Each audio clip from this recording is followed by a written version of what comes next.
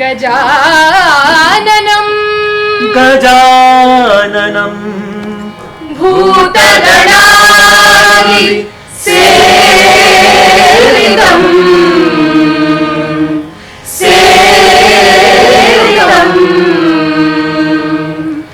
ಕಪಿತ್ತಜಂಬೂ ಫಲಸಾರ ಭಕ್ಷಿತಂ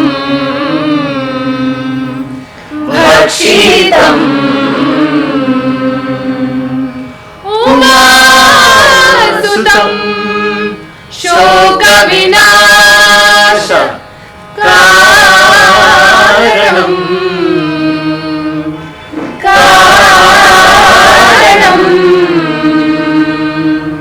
ನಮಾಮಿ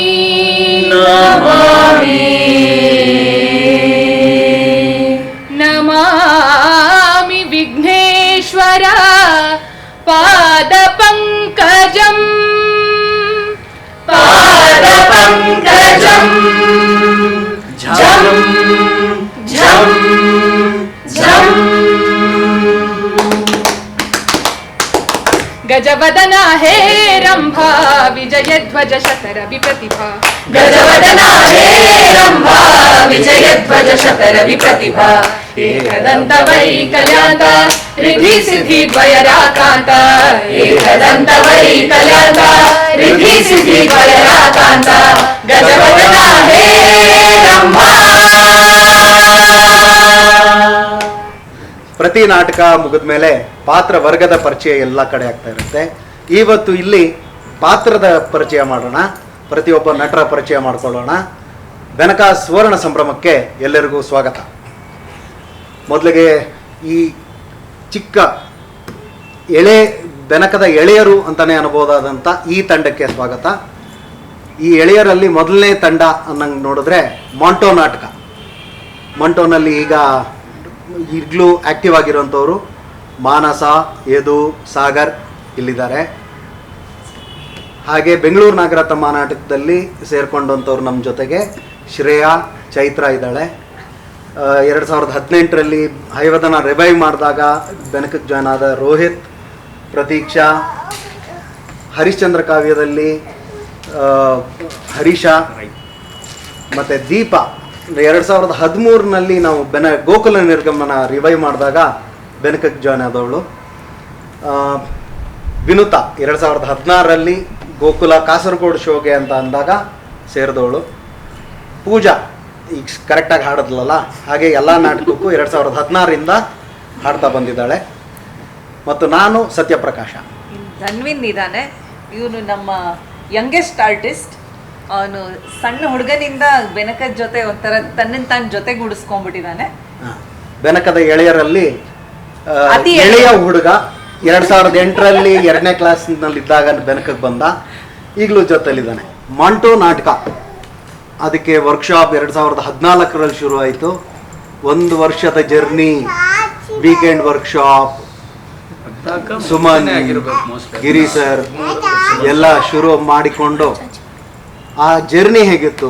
ನೀವು 3 ಜನ ನಿಮ್ಮ ಇಡೀ ತಂಡದ ರೆಪ್ರೆಸೆಂಟೇಟಿವ್ಸ್ ಆಗಿ ಆ ನೆನಪುಗಳು, ಕತೆಗಳು, ಆದ ರೋಚಕತೆಗಳು. ನಾವು ರಂಗಭೂಮಿ ಅಂದರೆ ಏನು ಅಂತ ಗೊತ್ತಿಲ್ಲದಲೇ ಇರೋ ಟೈಮ್ ಅನಿಸುತ್ತೆ. ಸೊ ನಾವು 175 ಜನ ಸೇರಿದ್ದು ಆ್ಯಕ್ಚುಲಿ ಆ ಒಂದು ಸಂಡೇ ವರ್ಕ್ಶಾಪ್ ಅಂತ ಅದ್ರ ಹೆಸರು. ಸೊ ನಂಗೆ ನೆನಪಿರಂಗೆ ಎವ್ರಿ ಸಂಡೇ ಫುಲ್ ಡೇ ಮಾಡ್ತಾಯಿದ್ವಿ. ಬೆನಕ ತಂಡ ಅಂತ ಏನು ಹೆಸರಿರಲಿಲ್ಲ, ಅಥವಾ ಯಾರೋ ಹೇಳ್ಕೊಡ್ತಾರೋ, ಯಾರೋ ಗಿರೀಶ್ ಅಂತೆ, ಸುಮನ್ ಅಂತೆ, ಯಾರೋ ಶ್ರುತ ಅಂತೆ ಬರ್ತಾಯಿದ್ರು. ನಮ್ಗೇನು ಗೊತ್ತಿಲ್ಲದಲ್ಲೇ ಇರೋ ಟೈಮಲ್ಲಿ ನಾವು ಆ ಟೈಮಲ್ಲಿ 2013-12 ಸರಿ ಹಿಂದೆ 1 ವರ್ಷ 14ರಲ್ಲಿ ನಾವು ಶೋ ಮಾಡಿದ್ದು. 15ರಲ್ಲಿ ಸೊ ಇರ್ಬೋದು. 175 ಜನದಲ್ಲಿ 1 ವರ್ಷ ಕಂಪ್ಲೀಟಾಗಿ ಮಾಡಿದ್ವಿ. 15 ಜನ ಉಳ್ಕೊಂಡ್ವಿ. ಆ 175 ಜನ ಎಲ್ಲೆಲ್ಲಿದ್ದಾರೋ ನಮಗಂತೂ ಗೊತ್ತಿಲ್ಲ. ಸೊ 15 ಜನ ಫೈನಲ್ 1 ವರ್ಷ ಕಂಪ್ಲೀಟ್ ಆದಮೇಲೆ 1 ವರ್ಷ ಆಗಿದೆ ಇವ್ರಿಗೆ, ಒಂದು ಶೋ ಮಾಡೋಣ ಅಂತ ಸುಮನ್ ಮತ್ತು ಗಿರೀಶ್ ಸರ್ ಇಬ್ಬರು ಸೇರಿ ಒಂದು ಪ್ಲ್ಯಾನ್ ಮಾಡಿದ್ರು. ಮಾಂಟೋ ಬೈ ಮಾಂಟೋ ಅಂತ ಒಂದು ನಾಟಕ ಮಾಡಿಸೋಣ ಅಂತ ನಮಗೆ ಸ್ಟಾರ್ಟ್ ಮಾಡಿದ್ದು 15 ಜನಕ್ಕೆ. ಸೊ ಅದು ಬೆನಕದಿಂದನೇ ಮಾಡಿದ್ವಿ. ಅಲ್ಲಿಂದ ಬೆನಕ ಅಂದರೆ ಏನು, ಕಾರಂತರು ಯಾರು, ಹೇಗೆ ಒಂದು ಥಿಯೇಟ್ರು, ಈಗ ಫಿಲಮ್ಗೆ ಹೆಂಗೆ ಒಂದು ಥಿಯೇಟ್ರ್ ಅಂತ ಇರುತ್ತೋ ರಂಗಭೂಮಿಗೂ ಹಂಗೊಂದು ಥಿಯೇಟ್ರ್ ಇದೆ. ಸೊ ನಾವು ಅಲ್ಲಿ ಪರ್ಫಾರ್ಮ್ ಮಾಡ್ತೀವಿ ಅಂತ ಅಲ್ಲಿಂದ ನಮ್ಮ ಜರ್ನಿ ಸ್ಟಾರ್ಟ್ ಆಗಿ ಸೊ ಇಲ್ಲಿವರೆಗೂ ಬಂದಿದ್ದೀವಿ. ಸೊ ಅದರಲ್ಲಿ ನಮ್ಮ ಸಾಗರು ಇದ್ದ, ಮಾನ್ಸ ಇದ್ಲು, ನಿಮ್ಮ ನಾವು 175 ಜನ ಏನು ಸೇರಿ. ಈಗ ತಂಡದ ಬಗ್ಗೆ ಎದು ಹೇಳ್ದ, ನಾಟಕ ಯಾವ ಕತೆಗಳ ಆಧಾರಿತ, ಯಾರು ಬರೆದಿದ್ದರ ಕತೆ ಆಧಾರಿತ, ಯಾರು ನಿರ್ದೇಶನ ಮಾಡಿದ್ರು, ಇದರ ಟೆಕ್ನಿಕಲ್ ಡೀಟೇಲ್ಸ್ ಕೊಟ್ಟು ಮಿಕ್ಕಿದ್ದನ್ನು ಹೇಳು ಸಾಕ. ಮೊದಲನೇದಾಗಿ ನಾಟಕ ಅಂತ ನಮಗೆ ಈ ನಾಟಕ ಮಾಡ್ತಿದ್ದೀವಿ ಅಂತ ಏನು ಮಾಹಿತಿನೇ ಇರಲಿಲ್ಲ. ಜನರಲ್ಲಾಗಿ 175 ಜನನೂ ಸೇರಿಸ್ಕೊತಿದ್ರು. ಮೈಂಡ್ ಸೆಟ್ಟು ಆ್ಯಟಿಟ್ಯೂಡ್ ಇರೋರು ಇರ್ತಾಯಿದ್ರು, ಹೆಡ್ ವೇಟ್ ಇರೋರು ಇರ್ತಾಯಿದ್ರು, ಎಲ್ಲರೂ ಫಿಲ್ಟ್ರ್ ಆಗೋದಕ್ಕೆ ಟ್ರೈ ಮಾಡ್ತಾಯಿದ್ರು. ಸೊ ಎಷ್ಟೋ ಜನ ಫಿಲ್ಟರ್ ಆದಮೇಲೆ 15 ಜನ ಉಳ್ಕೊಂಡು 15 ಜನ ಒಂದು 20-25 ಜನ ಇರುವಾಗ ಗೊತ್ತಾಗಿದ್ದು ನಾವು ನಾಟಕ ಮಾಡ್ತಾಯಿದ್ದೀವಿ. ಅಲ್ಲಿವರೆಗೂ ನಾವು ಏನು ಮಾಡ್ತಿದ್ದೀವಿ ಅಂತ ನಮಗೆ ಗೊತ್ತಿರಲಿಲ್ಲ. ಸುಮ್ಮನೆ ದಿನ ಬರ್ತಿದ್ವಿ, ವರ್ಕ್ಶಾಪ್ ಮಾಡ್ತಿದ್ದು ವೀಕೆಂಡಲ್ಲಿ, ಸ್ಯಾಟರ್ಡೇ ಮತ್ತು ಸಂಡೇ. ಸೊ ಏನೂ ಎಕ್ಸ್ಪೆಕ್ಟೇಷನ್ ಇಲ್ಲದೆ ಪ್ರತಿ ವಾರ ನಾವೇ ಟೀಮೆಲ್ಲ ಸೇರಿಕೊಂಡು ಒಂದು ಫುಡ್ ಆಗಿರ್ಬೋದೆಲ್ಲ ರೆಡಿ ಮಾಡ್ಕೊಂಡು ಬಂದು ತೊಗೊಂಡ್ಬಂದು ತಿನ್ಕೊಂಡು ರಂಗಭೂಮಿಯಲ್ಲಿ ನಾಟಕನ ಮಾಡ್ತಾಯಿದ್ವಿ.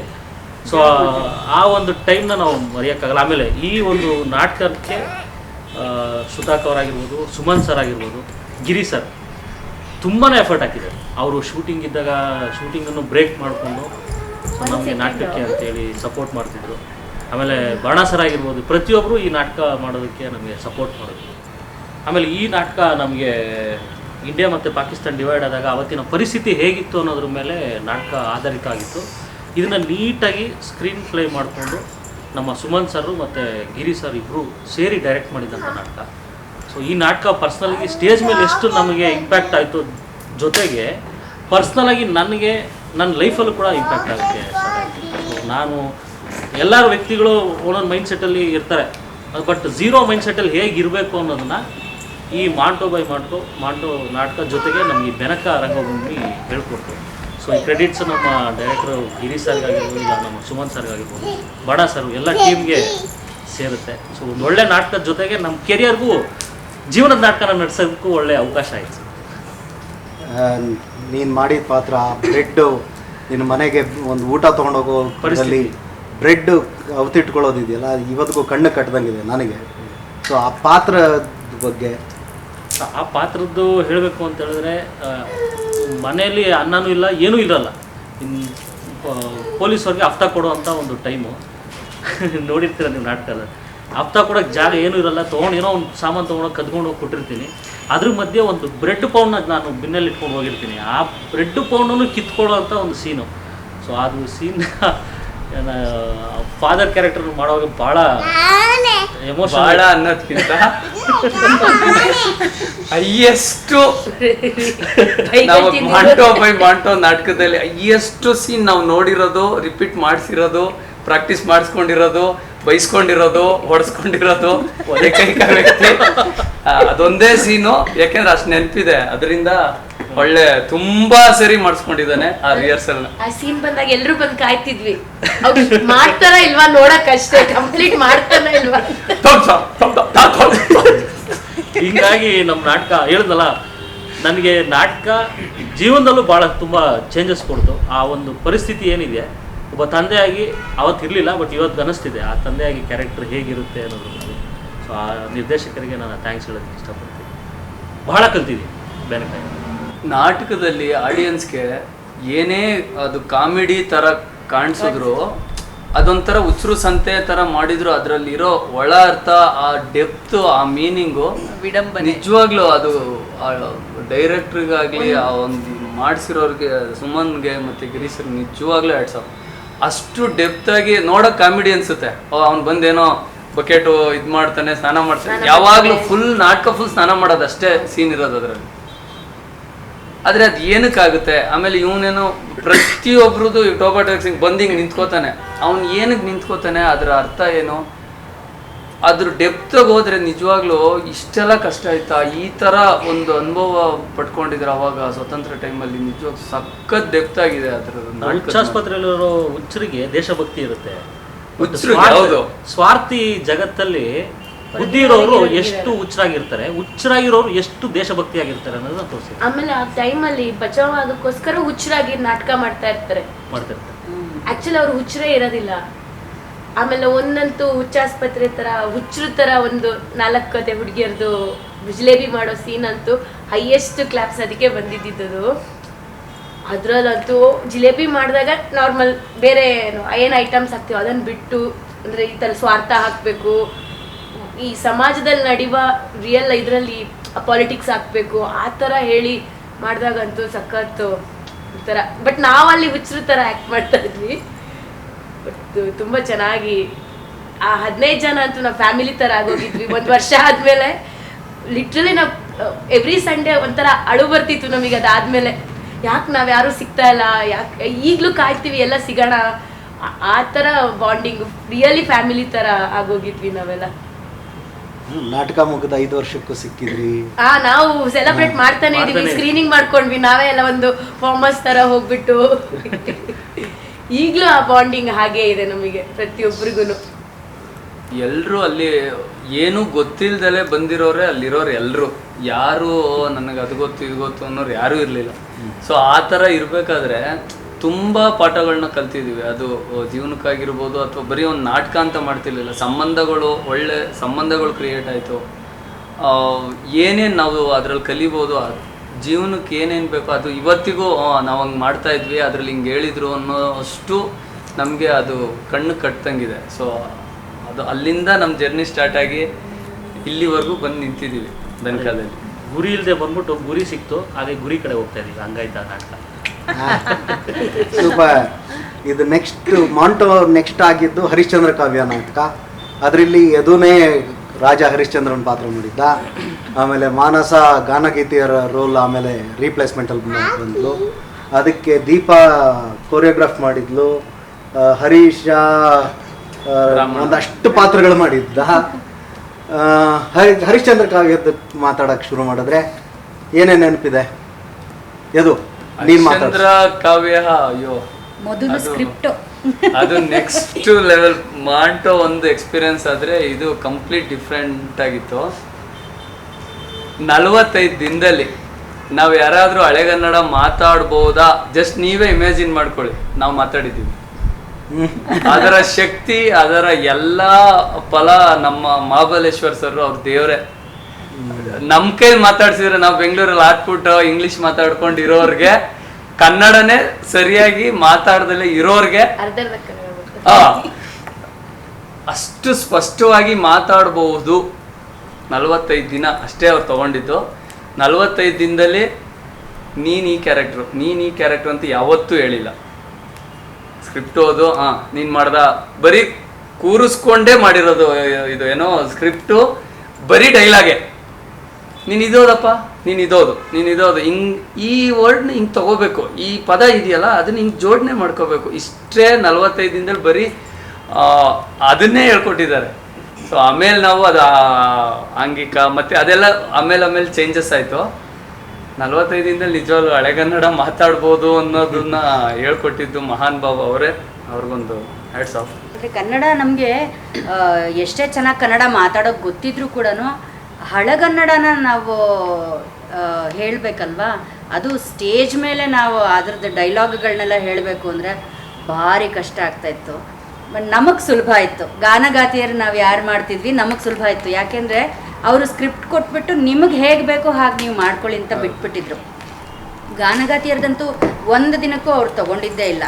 ಬಟ್ ನಮಗೆ ಇದು ಪ್ರಿಪ್ರೇಷನ್ ಹೇಗೆ ಅಂದರೆ ನಾವು ಅದನ್ನು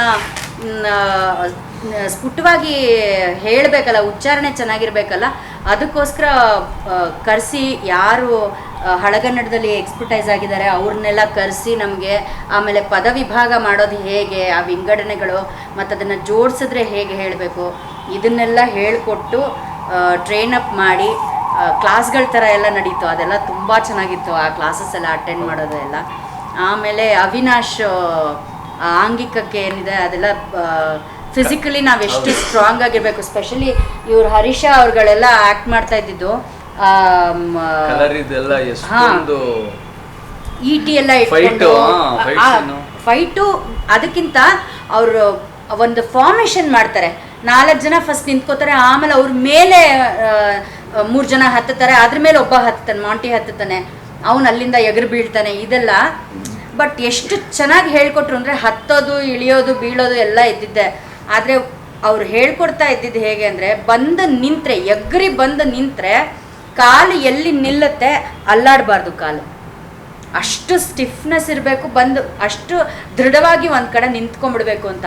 ಅದನ್ನೆಲ್ಲ ನಾವು ಮಾಡೋಕ್ಕಾಗಲಿಲ್ಲ. ಬಟ್ ಅದೆಲ್ಲ ನೋಡ್ತಾ ಇದ್ರೇನೆ ನಮಗೆ ನಾವೇ ಮಾಡ್ತಿದೀವೇನೋ ಅನ್ನೋಷ್ಟು ಚೆನ್ನಾಗಿರ್ತಿತ್ತು. ಏನೇ ಹೇಳಿ ಒಳ್ಳೆ ಡ್ಯಾನ್ಸ್ ಹೇಳ್ಕೊಟ್ಟಿದ್ದಾರೆ. ಒಳ್ಳೆ ಹೊಲ್ತಿಯರ್ಗಂತೂ ದೀಪಕ್ಕ ಲಕ್ಷ್ಮಿ ಅಕ್ಕ ಸೇರಿ ನಿಜವಾಗ್ಲೂ ಅವರಿಬ್ರು ಇರೋದ್ರಿಂದ ಇಲ್ಲಿವರೆಗೂ ಅದೇ ಸ್ಟೆಪ್ಸು, ಅದನ್ನ ನಿಜವಾಗ್ಲೂ ಅವರಿಬ್ರಿಗೆ ಕ್ರೆಡಿಟ್ಸ್ ಗ್ಯಾರಂಟಿ. ಅದು ಚೆನ್ನಾಗಿ ಬಂದಿದೆ. ದೀಪಕ್ ಅಂತೂ ಇನ್ನೂ ಚೆನ್ನಾಗಿ ಹೇಳ್ಬೋದು. ನಾಟಕದ ಕ್ರೆಡಿಟ್ಸ್ ಬಗ್ಗೆ ಮಾತಾಡಕ್ ಶುರು ಮಾಡಿದ್ರಿಂದ ದೀಪಾ ಕೋರಿಯೋಗ್ರಾಫ್ ಮಾಡಿದ್ಲು, ಅವಿನಾಶ್ ಅಸಿಸ್ಟೆಂಟ್ ಡೈರೆಕ್ಷನ್ ಮಾಡ್ದ, AR ರಘು ಸರ್ ಜೊತೆ ವಾಸುಕಿ ವೈಭವ್ ಮ್ಯೂಸಿಕ್ ಡೈರೆಕ್ಟ್ ಮಾಡ್ದ. ಮ್ಯೂಸಿಕ್ ಅದು ಇನ್ನೊಂದು ಒಂಥರ ವಿಶೇಷ ಅಂದರೆ ಆವಾಗ ಮ್ಯೂಸಿಕ್ಗೆ ಯಾರನ್ನ ಕರ್ಸೋದು, ರಘು ಸರ್ ಸಿಗ್ತಿರ್ಲಿಲ್ಲ, ಅವ್ರು ಬ್ಯುಸಿ ಇದ್ರು, ಯಾರು ಮ್ಯೂಸಿಕ್ಗೆ ಬರ್ತಿಲ್ಲ. ನಾವಿಲ್ಲಿ ಅಂದರೆ ಪ್ರಾಕ್ಟೀಸ್ ಶುರು ಮಾಡಬೇಕು, ಬ್ಲಾಕಿಂಗ್ ಎಲ್ಲ ಆಗ್ತಾ ಇದೆ, ಆದರೆ ಬ್ಯಾಕ್ಗ್ರೌಂಡ್ ಇಲ್ಲ ಅಂತಂದರೆ ನಮಗೆ ಆ ಭಾವನೆ ಬರಲ್ಲ ಅಂತ ಮಹಾಬಲೇಶ್ವರ್ ಸರ್ ಏನೋ ಒಂದು ಹಾಡಲೇಬೇಕು ನೀವು ಅಂತ.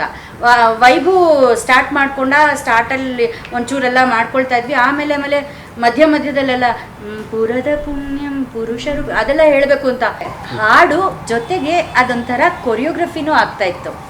ಅಂದರೆ ಅವ್ರು ಯಾಕೆ ಇಷ್ಟೊಂದು ಇನ್ಸಿಸ್ಟ್ ಮಾಡ್ತಿದ್ದಾರೆ ಮಹಾಬಲೇಶ್ವರ್ ಸರ್ ನಮಗೆ, ಅಯ್ಯೋ ಇದಿಲ್ಲೇ ನಿಂತ್ಕೊಂಡ್ಬಿಡುತ್ತಲ್ಲ ಮುಂದಕ್ಕೆ ಹೋಗ್ತಿಲ್ವಲ್ಲ, ಹೇಗೋ ಒಂದು ಒಟ್ಟು ಹಾಡು ಆಮೇಲೆ ಮಾಡ್ಕೊಂಡ್ರಾಯ್ತು ಅಂತ ನಮಗೆ ಅವ್ರು ಯಾಕೆ ಅದನ್ನು ಅಷ್ಟು ಇನ್ಸಿಸ್ಟ್ ಮಾಡ್ತಿದ್ರು ಅಂತ ಈ ಹಾಡು ಕಂಪೋಸ್ ಆದಮೇಲೆ ನಮಗೆ ಗೊತ್ತಾಯಿತು. ನಿಜವಾಗ್ಲೂ ನಾವು ಈ ಪೀಸ್ ಅಲ್ಲಿ ನಾವು ಆ್ಯಕ್ಟ್ ಮಾಡಬೇಕು ಅಂದರೆ ಲಿಟ್ರಲಿ ನಮ್ಗೆ ದುಃಖ ಆಗ್ತಿತ್ತು.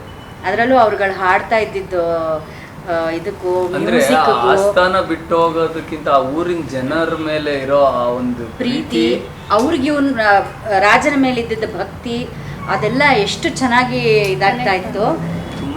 ತುಂಬಾನೇ ಚೆನ್ನಾಗಿರ್ತಿತ್ತು. ಹೊಲತಿಯರ್ದಂತೂ ನಾವು ಅಂದರೆ ಗಾನಗಾತಿಯರ್ದು ಏನು ಮಾಡ್ಕೊಂಡ್ವಿ, ಅದು ಹಳೆ ಅಂದರೆ ಅವ್ರು ನಮಗೆ ಬಿಟ್ಕೊಟ್ಟಿದ್ದರಿಂದ ನಾವು ತುಂಬ ಚೆನ್ನಾಗಿ ಡಿವೈಡ್ ಮಾಡ್ಕೊಂಡ್ಬಿಟ್ವಿ.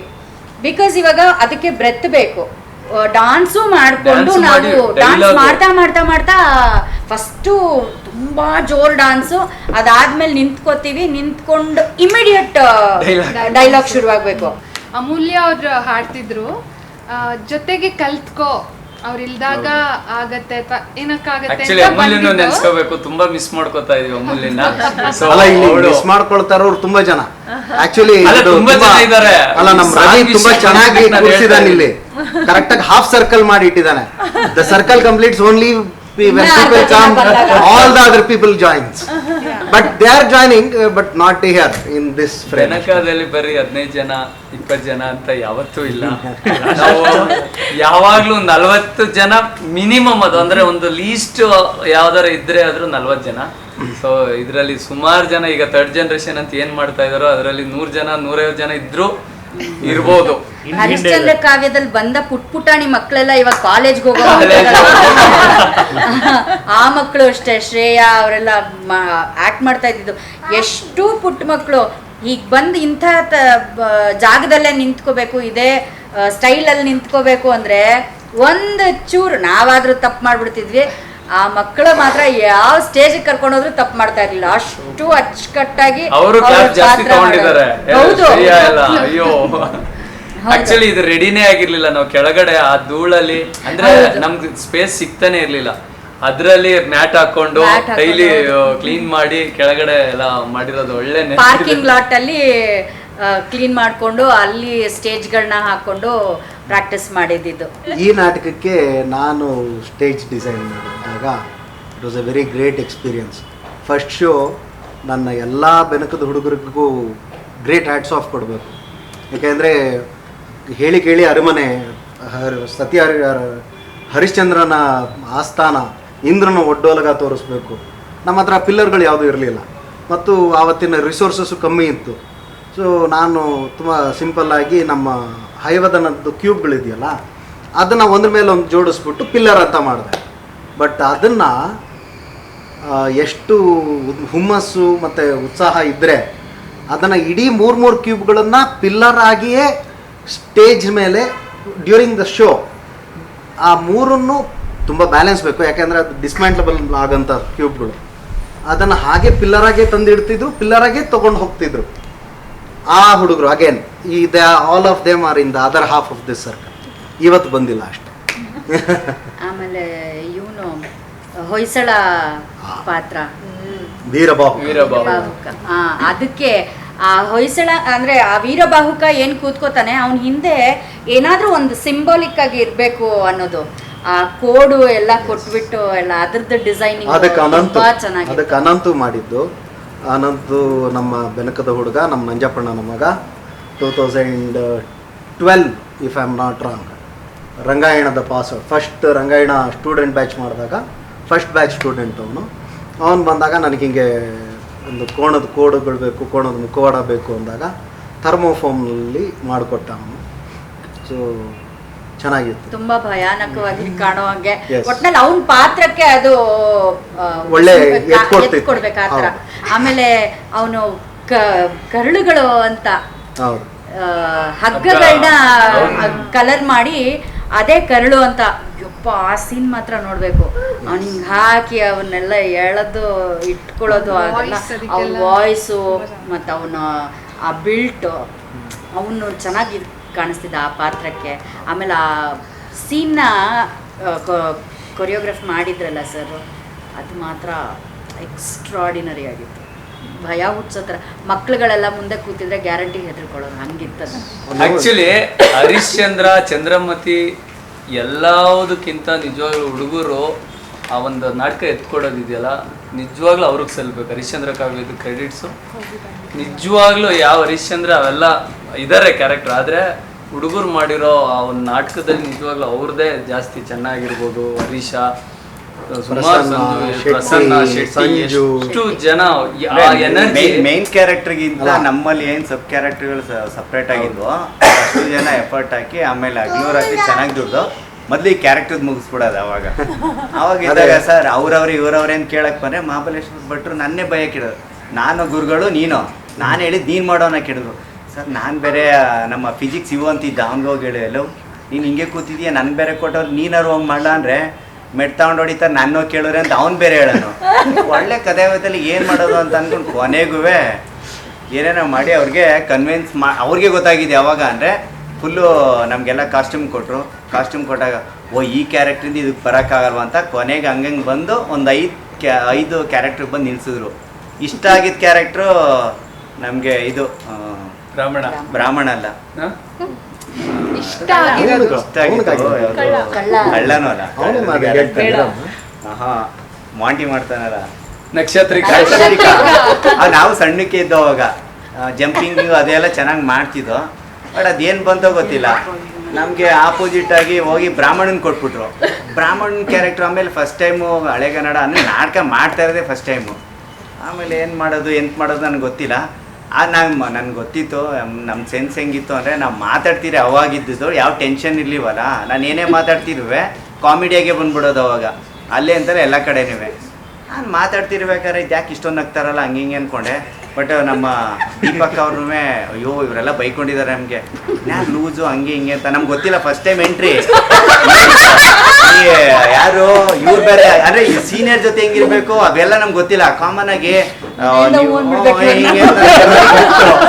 ಕೊನೆಗೆ ಈ ಸತ್ಯ ಹೇಳ ನಮಗೂ ದೊಡ್ಡ ವಾರ್ ಬೇರೆ. ಅವಾಗ ಸ್ವಲ್ಪ ನಾವು ಫಿಸಿಕಲಿ ಸ್ಟ್ರಾಂಗ್ ಇದ್ದೋ, ಏನಪ್ಪ ಅನ್ನೋ ಥರದಲ್ಲಿ ಹಿಂಗೆ ಆಡ್ತಿದ್ದೋ. ಬರ್ತಾ ಬರ್ತಾ ಬರ್ತಾ ನಾವೇ ಡೌನ್ ಆದಾಗ ನೋಡಪ್ಪ ಇದು ಥಿಯೇಟ್ರು ಹಿಂಗಿರ್ಬೇಕು ಹಂಗಿರ್ಬೇಕು ಹಂಗೆ ಹಿಂಗೆ ಅಂತ ಹೇಳಿ ಹೇಳಿ ಹೇಳಿ ಹೇಳಿ ಕೊನೆಗೆ ಒಳ್ಳೆ ವ್ಯವಸಾಯ ಮಾಡಿ ಫಸ್ಲು ತೆಗೆ ಥರ ಮಾಡಿದ್ರು. ಕೊನೆಗೆ ಒಂದು ಒಳ್ಳೆ ಕ್ಯಾರೆಕ್ಟ್ರ್ ಕೊಟ್ಟರು. ಆ ಕ್ಯಾರೆಕ್ಟ್ರಿಗೆ ನಂದೇ ಆದಂಥ ತಕ್ಕನಾದ ಒಂದು ಮಾಡ್ದಲ್ಲಪ್ಪ, ನಕ್ಷತ್ರ ಮಾಡಿದೆ, ಬ್ರಾಹ್ಮಣ ಮಾಡಿದೆ, ಎಲ್ಲ ಅದು ಅವ್ರು ಅನ್ಕೊಳ್ಳೋದ್ಕಿಂತ ಅಂದರೆ ನನ್ಗೆ ಗೊತ್ತಿರಲಿಲ್ಲ ಹಿಂಗೆ ಮಾಡ್ಬೋದಾ ಹಂಗೆ ಹಿಂಗೆ ಅಂತ ನನ್ಗೆ ಗೊತ್ತಿರಲಿಲ್ಲ. ಬಟ್ ಅವರು ಹೇಳಿರ್ಲಿಲ್ಲ ಹಿಂಗೆ ಮಾಡೋ ಅಂತ. ನೀನು ಇಷ್ಟ ಬಂದಂಗೆ ಮಾಡೋ ಹಂಗೆ ಹಿಂಗೆ ಅಂತ ಅಂದರು. ನಾವು ವಿಡಿಯೋ ಬೇರೆ ಎಲ್ಲರೂ ನೋಡಿದ್ರೆ ನಾನು ಬೇರೆ ವಿಡಿಯೋ ನೋಡಿಲ್ಲ, ಬ್ರಾಹ್ಮಣ ಮಾಡು ಅಂತ ಹೇಳ್ತಾರೆ, ಇದೇನೋ ಟವಲ್ ಬೇರೆ ಹೊಡೀರಿ ಹಂಗೆ ಹಿಂಗೆ ಅಂತ ಅಂದ್ಕೊಂಡು ಏನು ಮಾಡಬೇಕು. ಅದು ಹೇಮಕ್ಕನ್ ಬೇರೆ ನನಗಿಂತ ಸರಿ ಘಟನೆ ಕೊಟ್ಬಿಟ್ಟವ್ರೆ ಅವ್ರು ಬೇರೆಯ. ಅವರು ಬಂದು ಹೇಳ್ತಿರೋ ಹಿಂಗೆ ಮಾಡಬೇಕು ಹಂಗೆ ಹಿಂಗೆ ಅಂತ ಅಂದ್ಬಿಟ್ಟು, ಸರಿ ನಮ್ಮದೇ ಇಂಟೋನೇಷನ್ಗಳನ್ನ ಒಂದು ಸ್ವಲ್ಪ ಹಳ್ಳಿ ಕಡೆ ಅಲ್ವಾ ನೋಡೋದ, ಅದಕ್ಕೆ ಅಪ್ಲೈ ಮಾಡೋದ ಅಂತ ಮಾಡ್ದು. ಸ್ವಲ್ಪ ಚೆನ್ನಾಗಿ ವರ್ಕೌಟ್ ಆಯಿತು. ಹೆಂಡ್ತಿನೂ ಹೆಂಗೆ ಉರ್ಸ್ಕೋಬೇಕು ಅಂತ ಉರಿಸ್ತೋದಾಗೆ. ಇಲ್ಲ ಆಕ್ಚುಲಿ ಬ್ರಾಹ್ಮಣ ಎಲ್ಲ ಹರೀಶನೇ ಒಂದು ಸ್ವಲ್ಪ ಇಂಪ್ರೂವೈಸೇಷನ್ ನಮ್ಮದೇ ಓನ್ ಅನ್ನೋದೆಲ್ಲ ಹಂಗಿದ್ದ ಆಕ್ಚುಲಿ ಶಿವು ಹೈಯೆಸ್ಟ್ ಸೂತ್ರಧಾರ ಕ್ಯಾರೆಕ್ಟರ್ ಸುಮಾರು ಕ್ಯಾರೆಕ್ಟರ್ ಮಾಡ್ತಾ ಇದ್ದಿದ್ದು ಆ ಫಿಸಿಕ್ಸ್ ಶಿವು. ಇಲ್ಲ ಶಿವು, ಪ್ರಸನ್ನ, ಆಮೇಲೆ ನನಗ್ ಗೊತ್ತಿರಂಗ್ ಶಿವು ಹೈಯೆಸ್ಟ್ ಮಾಡಿದ್ರು. ಮಾಡಿದ್ದು ಇವನು ಶಿವು. ಇಲ್ಲ ದೇಸಾಯಿಗೂ ಶಿವುಗೆ ಇವರೆಲ್ಲರಿಗೂ ಅದು ಅದು ಆಮೇಲೆ ರಿಪೀಟ್ ಶೋಗಳು. ಅದಕ್ಕೆ ಶ್ರೇಯಸ್ ಅಂತಿದ್ದ, ಶ್ರೇಯಸ್ ಇದೆ. ಶಿವು.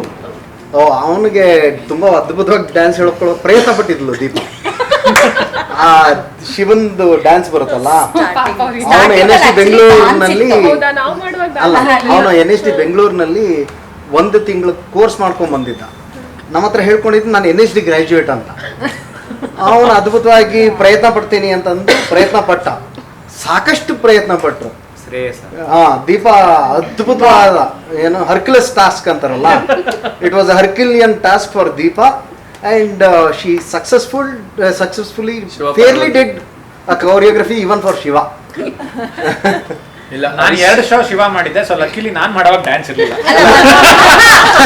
ಏನಂದ್ರೆ 2 ಶೋ ಇತ್ತು ಸ್ಟಾರ್ಟಿಂಗ್ ಅಲ್ಲಿ, 2 ಶೋ ಇತ್ತಲ್ಲ, ಒಂದೇ ದಿನ 2 ಶೋ ಇದ್ದಿತ್ತು. ಮೊದಲನೇ ಶೋ ಮಾತ್ರನೇ ನಾವು ಡ್ಯಾನ್ಸ್ ಮಾಡಿದ್ದು. 2ನೇ ಶೋ ಡ್ಯಾನ್ಸ್ ಕಟ್ ಅಂದ್ರು. ಆವಾಗ ಶಿವ ಪಾರ್ವತಿ ಬರೀ ನಿಂತಿದ್ದಂತೆ. ಇಲ್ಲ ನಮ್ಮ ರವಿ ಸಾಗರ್ ಎಲ್ಲ ಹರಿಶ್ಚಂದ್ರ ಕಾವ್ಯ ಟೈಮಲ್ಲಿ ಬಂದಿರೋದು ಸುಮಾರು ಜನ.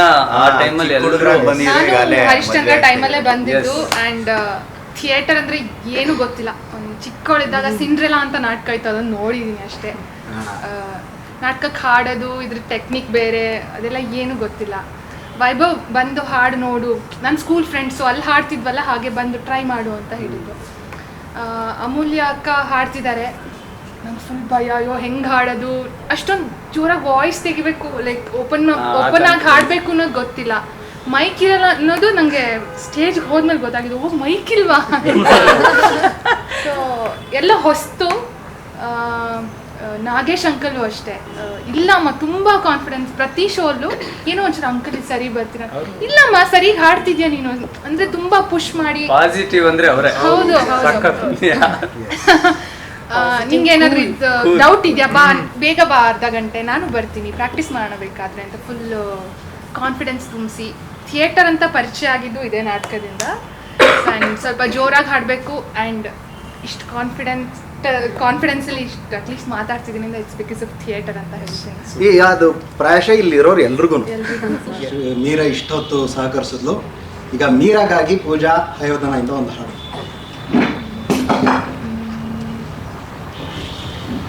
ಬಂದಾನು ಬಂದ ಸವಾರ, ಯಾವ ಊರಿನ ಸರದಾರ. ಬಂದಾನು ಬಂದ ಸವಾರ, ಯಾವ ಊರಿನ ಸರದಾರ. ರತ್ನದ ಕೊಚ್ಚಿನ ಪೌಡ, ಕೊರಳಿಗೆ ಮಲ್ಲಿಗೆ ಹಾರ. ಬಂದಾನು ಬಂದ ಸವಾರ, ಬಂದಾನು ಬಂದ ಸವಾರ, ಯಾವ ಊರಿನ ಸರದಾರ. ಮಗುಗೋಸ್ಕರನೇ ಹಾಡೋ ಹಾಡು. ನಮ್ಮ ತಂಡದಲ್ಲಿರೋರ್ಗೆ ಅಷ್ಟೇ ಅಲ್ದಿರ ರಂಗಭೂಮಿ ಇರೋರು ಎಲ್ಲರ ಮಕ್ಕಳಿಗೂ this has been a Lalitha.